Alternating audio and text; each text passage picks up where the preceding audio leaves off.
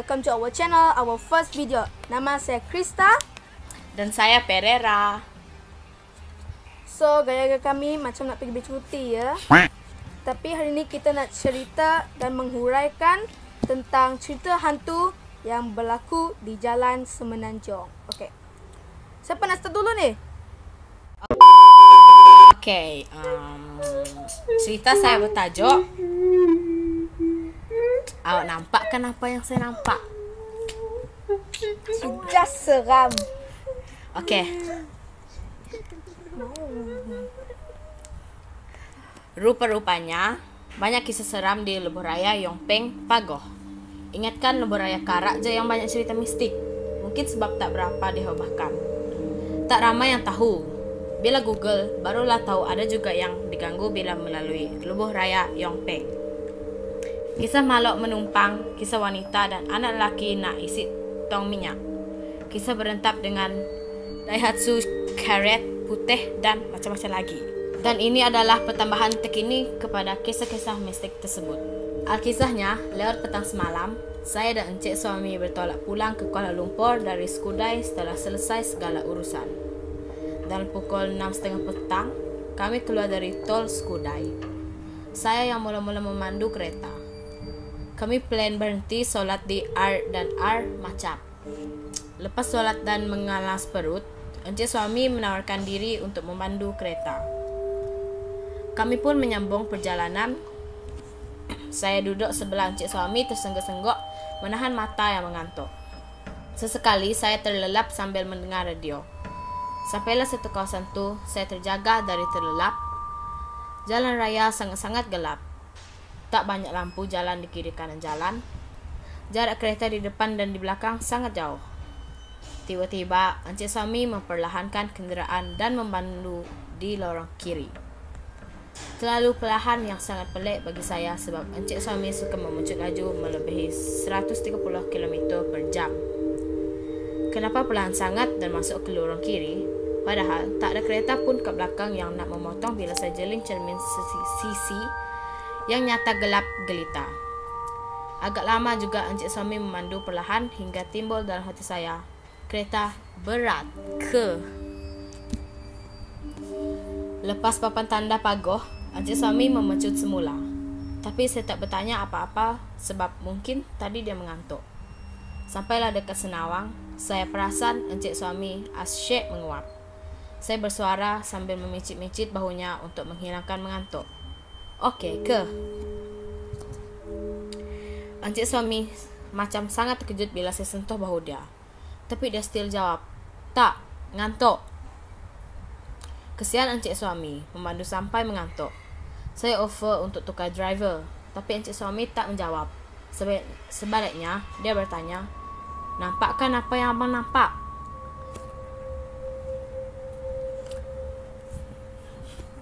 Saya pelik. Saya jenguk jalan raya terang di depan. Kemudian menoleh ke encik suami. Nampak apa? Suami diam 2 saat. Dekat area bukit yang gelap tadi, yang tak banyak kereta, tahu tak apa abang nampak? Tak. Saya mula rasa semacam. Abang nampak benda dalam kereta, dalam cermin pandang belakang. Sebab tu kereta pelan sangat tadi, sebab berat. Ya, sebab berat. Muka dia betul-betul nampak full dan jelas dalam cermin pandang belakang. Perasan kan tadi ke bukit tu? Tanya encik suami lagi. Mungkin dia nak pastikan bukan dia berimajinasi sendiri. Ya, perasan. Abang bawa slow. Kejap je ke situ tadi, lepas tu hilang. Menumpang kot. Kemudian kami diam. Selang beberapa minit, saya pandang muka encik suami. Dalam hati saya bersyukur sangat-sangat encik suami tenang menghadapi situasi itu. Dia tak melatah dan hilang kawalan. Saya fikir, kalaulah saya yang memandu, apa agaknya yang akan saya buat? Bolehkah saya jadi tenang encik suami? Ada hikmahnya Allah tukarkan driver kat macam tadi.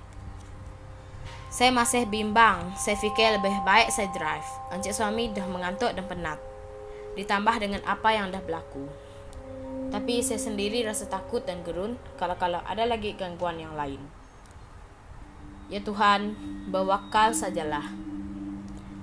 Dia yang lebih patut kita takuti berbanding segala makhluk di muka bumi. Abang oke tak? Encik suami menggeleng kepala. Masih terbayang-bayang muka dia.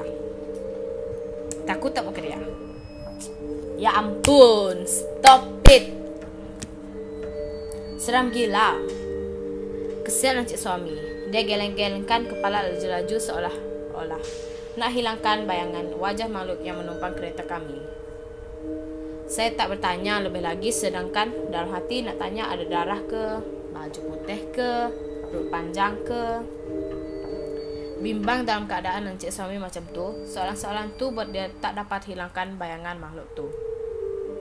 Bila nampak apa tanda RNR Seremban, encik suami bagi signal untuk masuk ke kiri. Kami isi banyak kereta.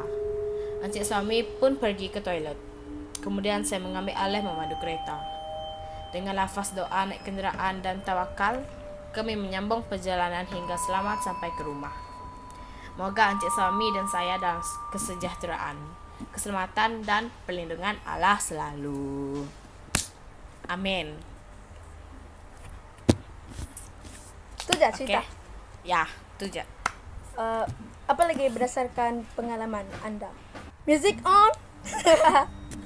Okay, teruskan. Berdasarkan pengalaman saya, tak pernah lah kena kacau dekat lebuh raya. Tapi arah masa musim cuti sekolah, kami kan pergi ke Miri. Kakak saya kan sekolah ke situ. Dulu. Okay. Lepas tu kami tinggal ke hotel. Okay, kan hotel tu ada swimming pool kan? Ya. Kami pergilah sana. Kami pergi tu petang sampai malam. Dah habis mandi tu kan kemas-kemas lah. Lepas tu ada satu pakaian mandi ni, tak tahu untuk siapa. Bapak saya tanya untuk siapa. Kami pun tak tahu untuk siapa. Lepas tu bapak saya bawa tu balik. Ih, sembarang je ambil. Masa malam tu kan kami dah sampai hotel, tidur lah kan. Tahu tak apa yang jadi masa malam tu? Saya ngigau. Ngigau apa? Saya berjalan sendiri pergi dekat swimming pool tu. Naik lift, okay? Ngigau. Boom. Hebat Pas- engkau tu. Lepas tu saya balik pun guna lift. Lepas tu saya ketuk pintu, bapak saya buka. Dia heran kenapa saya boleh keluar. Lepas tu keesokan harinya kami cek lah. Bukan kami lah, mak dengan bapak saya cek CCTV. Tak nampak apa pun. Kabur. Takut. Okey, tu je lah cerita saya. Aib kamu. Seram cerita kamu, Pe. Okay, the next cerita from article is Iswara Biru Berpenunggu. Okay, cerita ini agak terkenal bagi mereka yang tinggal di sekitar Federal Highway. Kebetulan 5 tahun yang lepas, member aku pergi jumpa Bomo untuk berubat. Dan dia berjumpa dengan seseorang pemuda yang juga datang berubat. Pemuda ini cuba halau hantu yang jaga kereta dia. Jadi member aku dapat cerita ini dari mulut mangsa sendiri. Cerita ini akhirnya menjadi cerita hantu popular. Jadi ceritanya begini. Music on. Semasa pemuda tu lalu Federal Highway sekitar PJ di waktu maghrib dan hujan runyai. Nampak sangat tak solat. Dia ternampak ada seorang kakak sedang dukung anak berjalan kaki. Pemuda ini kesian dan berhenti dan ingin membantu. Kakak tu bagi tahu dia nak tumpang sampai area Sunway je. Pemuda ini setuju untuk hantarkan. Akak dan anaknya duduk belakang kerana menurut dia anaknya akan ganggu pemandu ini memandu. Semasa akak tu duduk seat belakang, pemuda tu tidak nampak jika melihat menggunakan cermin sisi. tengok ikut cermin sisi, memang tak ada. Dia dah rasa pelik, tapi dia masih positive thinking. Then, bila hampir sampai ke bus stop yang akak tu nak turun, baby dalam dangkungan akak tu pun menangis. Then, akak tu pun minta pemuda ini belikan sedikit roti dan air. Mungkin anaknya lapar. Pemuda yang baik hati ini terus memandu sampai petrol station dan beli sedikit makanan. Lepas tu, dia tanya pekerja petrol, "Adakah kau lihat perempuan dalam kereta?" Semua pekerja jawab, "Kosong, opso." Pemuda itu pun nampak dari luar, kosong. Then, bila dia buka pintu untuk masuk, dia nampak akak tu tersenyum. Bila tutup semua pintu dan sekali lagi lihat dari luar dan panggil pekerja Shell untuk lihat dari dekat. Tapi masih tiada, opso, nothing. Jadi, pemuda itu memberanikan diri dan suruh akak tu turun sebab ada masalah. Akak tu kelihatan marah dan terus lesak di hadapan mata dia. Semenjak hari itu, pemuda itu akan dapat lihat akak tersebut di belakang kereta je, menumpang. Dan pelbagai cara pemuda tu nak halau kakak tu. Tapi hanya hilang 2 ke 3 minggu dan kembali. Seram kan? Dan cerita itu terus menular kepada penduduk di sekitar itu. That's all cerita from article, but cerita pengalaman sesendiri. Bukan saya yang alami, tapi my school staff yang alami. Tapi yang dulu-dulu lah, sekolah saya yang dulu-dulu. Okay, ceritanya begini. Music on. Okay, masa camp, my teacher yang kata, so, Pak Cik Gat yang kena. So, Pak Cik Gat biasalah, kerja je kan, asyik nak cek meronda sekolah. So, dia jalan meronda. Lepas tu, dia baru balik dari jalan tandas. Ni kan tandas kami, ini taman. Lepas tu, tiba-tiba dia ada nampak kawan dia duduk dekat salah satu tempat bermain.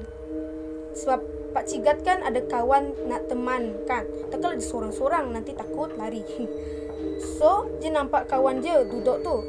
Tapi dia tak nampak muka. Sebab kawan dia tu menghadap ke jalan. So dia duduk macam kemurungan. Dia duduk je. Gila lah Pak Gatu tak tegur, nanti kata sombong kan. Lepas tu Pak Cik tu tegur, "Hello kawan." Hello.